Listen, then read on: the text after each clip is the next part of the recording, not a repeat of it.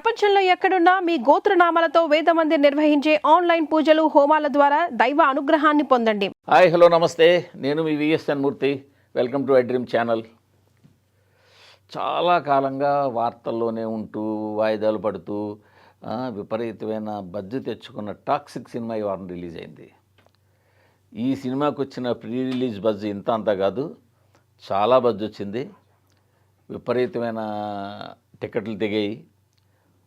ఒక real pan India cinema అనేలాగా throughout India కావచ్చు విపరీతంగా టికెట్లు కొన్నారు. సరే, ఆ నెంబర్లు ఆ గోల అదంతా పక్కన పెట్టండి. ఒక విపరీతమైన బడ్జెట్ అయితే వచ్చింది.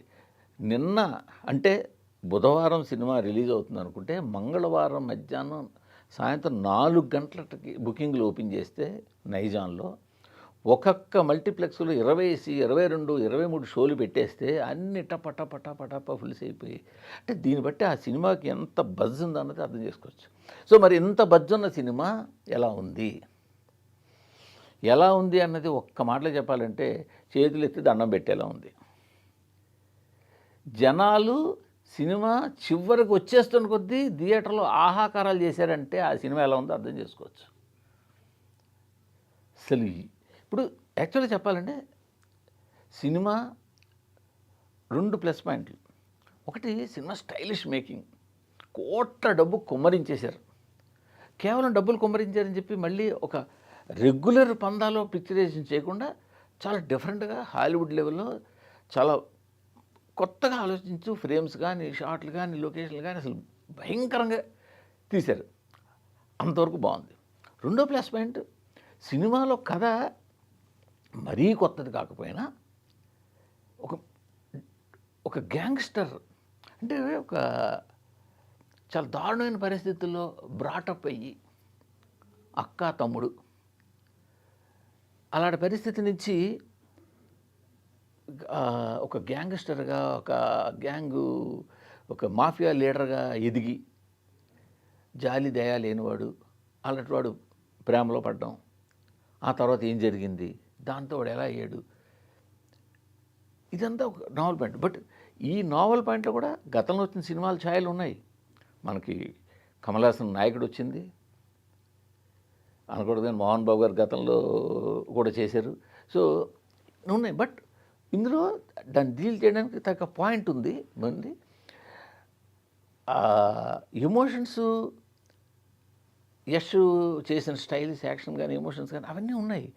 కానీ ఇవి ఎంతవరకు చెప్పాలి, ఎలా చెప్పాలి, మన టార్గెట్ ఆడియన్స్ ఎవరు, వాళ్ళకి ఏ మేరకు మనం క్లారిటీ ఇవ్వాలి, థియేటర్లో సినిమాని చూసేవాడు ఏ విధంగా అనుభవించి పలవరించాలి దీన్ని అన్నది పెట్టుకోకుండా మనకి దోచింది మన మేధస్సు, మన స్టైలు, మనం ఇలా చెబుదాం, దీన్ని ఈ విధంగా చెబుదాం, ఆలోచించాలి జనాలు. ప్రేక్షకుడు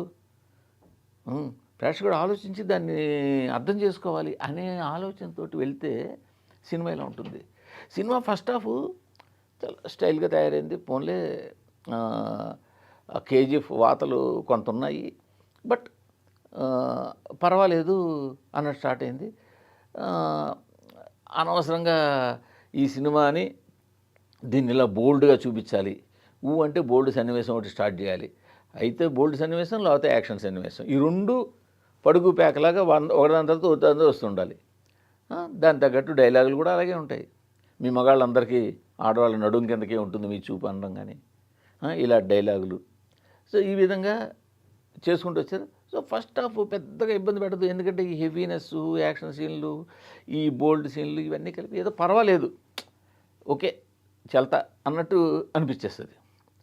సెకండ్ హాఫ్ వచ్చాక మొదలవుతుంది టార్చరు, మామూలుగా ఉండదు. ఇంకా అంటే అక్కడికి అయిపోయింది కదా, అసలు వేరే దాంట్లోకి వెళ్ళాడు. ఆ వేరే దాంట్లోకి వెళ్ళడంతో ఏమైంది, ఇంకా రకరకాలుగా తిప్పి రకరకాల విన్యాసాలు చేసి ఏదో అసలు దేనికి వస్తుంది చేసి నువ్వు ఎందుకు వస్తుంది అన్నది అసలు ఆలోచించుకోవడానికి అవకాశం ఉండదు, ఆలోచించేంత సమయం ఉండదు, వచ్చేసి ఉంటుంది. ఇంకా ప్రీ క్లైమాక్స్ నుంచి క్లైమాక్స్ స్టార్ట్ అవుతుంది. అసలు టాక్సిక్ టార్చర్ అన్నమాట. నిజానికి అక్కడ దర్శకుడు విజన్ వేరే ఉంది, దర్శకుడు రాలి విజన్ వేరే ఉంది పాపం. నిజానికి అది మంచి పాయింటే, నేను దాన్ని డిస్క్లోజ్ చేయదలుచుకోలేదు. అది మంచి పాయింటే, బట్ దానికి ప్రిపేర్ చేసుకుంటూ రావాలి. యాక్చువల్గా ఇలాంటి పాయింట్ని మనం ఆ, విజయ్ ఆ మధ్యన వచ్చిన విజయ్ సినిమా దాంట్లో చూసాం మనం. బట్ ఇందులో దాన్ని ఇంకొక కొత్తగా డీల్ చేయాలనుకున్నారు, డీల్ చేశారు. కానీ ఆ డీల్ చేయడానికి ముందు నుంచి ప్రిపేర్ చేయాలి కదా. అసలు ఏం జరుగుతుందో తెలియదు మనకి, ఉన్నట్టుండి ఊడిపడుద్ది ఆ క్యారెక్టర్ ఒకటి. ఆ క్యారెక్టర్ ఊడిపడి రకరకాలుగా ఆ, కొట్టేసుకుంటూ ఉంటుంది, ఏంటంటే జరిగిపోతుంటుంది. ఒక సీన్లో ఒక క్యారెక్టరు నేల మీద 2 కాళ్ళు పారజాపి 2 చేతులు పారజాపి గిలగిలగిలా కొట్టేసుకుంటుంటుంది. అది చూస్తే నాకే కాదు, సినిమా చూసిన వాళ్ళందరూ కూడా ఓహో మన పొజిషన్ ఇదే కదా, మనం ఇలాగే కొట్టుకుంటున్నాం కదా ఇక్కడ అన్నట్టు అనిపిస్తుంది అనమాట. ఆ సీన్ చూసినప్పుడు నాకు ఎందుకు నవ్వు వస్తుందంటే, ఆ సీన్ చూసినప్పుడు థియేటర్ మొత్తం ఇదే నవ్వులు. అసలు ఎంత టార్చర్ అనిపించుంటారు కదా ప్రేక్షకులు పాపం. సో నవ్వినందుకు సారీ. అంటే నేను ఎందుకు రావాల్సి వచ్చిందంటే, ఆ థియేటర్లో నాకు ఆ సీన్ గుర్తుకొచ్చింది. నేను విమల్ థియేటర్లో చూస్తుంటే మార్నింగ్ షో, ఆ క్యారెక్టర్ ఆ సీన్ చూస్తుంటే జనాలందరూ వచ్చిన రియాక్షను, దాన్ని ఇప్పుడు నాకు నవ్వు రూపంలో బయటకు వచ్చింది. ఎనీహో సారీ, ఎందుకంటే రివ్యూలో ఆ టైప్ ఆఫ్ రాగద్వేషాలు ఉండకూడదు. But come to the point. నేనేమంటే ఈ విధంగా కథ డ్రైవ్ చేస్తున్నాను. నాకు చివరికి వచ్చేసరికి ఆ పాయింట్ నాకు చాలా నచ్చింది నిజానికి. దేనివల్ల అయితే ఈ చివరిన ఆ గ్యాంగ్స్టర్గా ఒక ఏజ్కి వచ్చేసినాడు, నాయకుడి సినిమాలో కూడా కమల్ హాసన్ ఒక ఏజ్కి వచ్చేసిన తర్వాత అతను కూడా ఫేస్ చేస్తాడు ఈ ప్రాబ్లమ్ని. సో అది నాకు నచ్చింది. బట్ దాన్ని చెప్పిన విధానం, దాన్ని చేసిన విధానం అది మరి ఎక్కువ అతి మేధావితనం అయిపోయింది. ఆ అతి మేధావితనం అయిపోవడం వల్ల అసలు అయిపోయింది.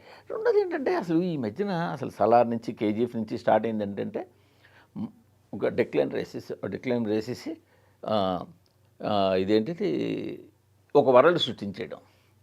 ఇంకా వరల్డ్లో మనకి ఇంకా అది భారతదేశంలో కనిపిస్తుంది. ఎందుకంటే అది ఒక యుద్ధ వాతావరణం వచ్చేస్తుంది. 100 కొద్ది మిషన్ గన్ల, ట్యాంకుల, ర్యాకెట్ లాంచర్ల ఇంకన్నీ ఉంటాయి. ఇంకా అసలు అక్కడ రక్తం ఏరులై పారిపోతుంటుంది, పీకలు తెగిపోతుంటాయి, గుళ్ళ వర్షం కురిసేస్తుంటుంది. ఇంకా దానికి ఒక రాజ్యాంగం, రూల్స్, రెగ్యులేషన్స్ ఏమి ఉండవు. ఈ సినిమాలు కూడా అంతే. త్రూ అవుట్ కొసకి ఎన్ని వందల వేల గన్స్ వాడారో, ఎన్ని వేల బుల్లెట్లు వాడారో అన్నట్టు అనిపిస్తుంది. ఇంకా అవి చాలన్నట్టు ఇంకా రక్తపాతం, హింసపాతం, పీకలు కోసేయడం, గోడకి ఒకటి కాదు. అయితే ఎక్స్ట్రీమ్ రక్తపాతం, లేదంటే ఎక్స్ట్రీమ్ బోల్డ్ సీన్లు. ఇంక హీరోకి 2 పనులు. అయితే అడ్డొచ్చినోడు పెద్దవాడిని చంపేయడం, లేదంటే అమ్మాయి దగ్గర వెళ్ళడం. ఆఖరికి అమ్మాయి 1 నిమిషంలో చచ్చిపోతాను రా, నేను బెల్ట్ బాంబు కట్టుకున్నాడంటే ఎలాగ చచ్చిపోతావు కదా, మనం మీదకి ఎక్కడం ఎందుకు, ముందు ఒకళ్ళ మీద ఒకళ్ళు ఎక్కేద్దాం, ఇలాంటి డైలాగులు. అంటే ఏమనుకుంటున్నారు సినిమాని, ఏం చేద్దాం అనుకుంటున్నారు మీరు? ఇలాంటి సినిమాని తీసేసి మీరేమో జనాలు చూసేయండి అంటారు. 100 కోట్లు పెట్టేసేసాం, 100 కోట్లు పెట్టుకున్నాం, 100 కోట్లు పెట్టేసాం. ఎందుకు, ఎవరికి లాభం ఈ cinema? Yash okay, pan India cinema తీయాలనుకున్నారు. యష్ మంచి హీరో, అతను మంచి వాచకం ఉంది, మంచి ఆహార్యం ఉంది చేయొచ్చు. కానీ ఏముంది ఇందులో? కొత్త ఏముంది అసలు? ఎంతసేపు గోవా, మాఫియా, క్యాసినోలు, ఇదే కదా మనం అన్నీ చూస్తున్నవి ఇదే కదా. పోనీ అర్థమేగా. పోనీ ఇదే స్టైలిష్ మేకింగ్తో కొంచెం క్లారిటీగా కథ చెప్పేసి ఉంటే అట్లీస్ట్ కొన్ని మాస్ సెంటర్లోనో, కొన్ని మాస్ ఆడియన్స్ పోన్లేరా బాగుంది కదా యాక్షన్ సినిమా చూసాం అనుకునేవాళ్ళు కదా. అది కూడా లేదు ఈ సినిమాలో. బ్యాక్గ్రౌండ్స్ దాని తగ్గట్టే వినిపించేస్తుంటుంది. లొకేషన్స్ ఎక్కడెక్కడికో వెళ్ళిపోయారు, లొకేషన్స్ మాకు అవని అదని ఇదని చేస్తుంటే ఏం సుఖం. అసలు టాక్సిక్ అన్నందుకు టాక్సిక్ సినిమా అనమాట ఇది. ఒక టార్చర్ పెట్టిన సినిమా. దానికి తోడు అది ఆ క్యారెక్టర్లు చాలా స్టైలిష్ మేకింగ్ కోసం చెప్పేసి ఎక్కడెక్కడో మొహాలు తీసుకొచ్చి ఆ ఫేసులు, ఈ ఫేసులు, గెటప్లు ఎందుకు అక్కర్లేని కన్ఫ్యూజను మెసప్ చేసేసుకున్నారు సినిమాని మొత్తం. సెకండ్ హాఫ్ అయితే దారుణంగా మెసప్ చేసేసుకున్నారు. ఫస్ట్ హాఫ్ వరకు కొంత పెద్దగా కంప్లైంట్ ఉండదు. ఈ సినిమాకి 1.75 రేటింగ్ ఇస్తే ఎవరైనా, నేను కానీ ఎవరైనా కానీ 1.5 రేటింగ్ ఫస్ట్ హాఫ్కి, 0.25 రేటింగ్ సెకండ్ హాఫ్కి అనుకోవాలి. అంత మెసప్ చేసేసుకున్నారు సెకండ్ హాఫ్ని. ఇప్పుడు నిర్మాతలు పెట్టారు డబ్బు. చాలామంది ఇక్కడ ఒక పాయింట్ కూడా చెప్పాలి. చాలామంది ఏమనుకుంటారంటే దిల్ రాజు కొన్నారు, ఆంధ్రాకి నైజాంకిని 70 కోట్లకో 100 కోట్లకో కొన్నారు, లాస్ అనుకుంటారు. ఏమీ లాస్ లేదు. జనాలకి తెలియని విషయం చెప్తున్నాను, రివ్యూలో పార్ట్ కాదు ఇది, అయినా కూడా చెప్తున్నా. ఈ సినిమాని ఆయన కేవలం రిటర్నబుల్ అడ్వాన్స్ మీద కొన్నారు. నాకు తెలిసిన సమాచారం ప్రకారం దిల్ రాజు ఈ సినిమాని రిటర్నబుల్ అడ్వాన్స్ మీద కొన్నారు. అటు కేవీఎన్ వాళ్ళు ఇటు యష్ కలిపి అగ్రిమెంట్ చేశారు, 15 రోజుల్లో డబ్బులు వెనక్కిస్తాము అని చెప్పి. ఆడకపోతే దిల్ రాజు గారు కూడా కిందకి ఇచ్చిన బయ్యర్లందరికీ కూడా సినిమా ఆడకపోతే 15 రోజుల్లో డబ్బులు వెనక్కిస్తామని అగ్రిమెంట్లు చేశారు. సో అంచేది ఇక్కడ ఎవ్వరికీ తెలుగునాట ఎవ్వరికీ రూపాయి డబ్బు నష్టమేం లేదు. 15 రోజులు అందరు డబ్బులు వెనక్కి వస్తాయి. ఎందుకంటే కేవీఎన్ వాళ్ళకి వెనకాల సినిమా ఉంది, యష్కి రామాయణంలో పార్ట్నర్షిప్ ఉంది. సో అంచేత అందరి డబ్బులు వెనక్కి వచ్చేస్తాయి. ఇక్కడ వీళ్ళకి వచ్చిన నష్టం ఏం లేదు. ఇటు దిల్రాజు గారికి ఇక్కడ కొన్న బయ్యర్లకి ఎవరికి నష్టం లేదు. ఎవరికైనా నష్టం అంటే కేవీఎన్ వాళ్ళకి, యష్కి, వాళ్ళకే. ఎవరికైనా కూడా ఇన్ని 100 కోట్లు ఎందుకు నష్టం పెట్టాలి ఈ సినిమాకి? ఏం చేసి ఒక లేడీ డైరెక్టరు, సరే లేడీ డైరెక్టరు బోల్డ్ సీన్లు తీయకూడదని నేనేం అంటలేదు, కానీ మరి అంత టూ మచ్ బోల్డ్ సీన్లా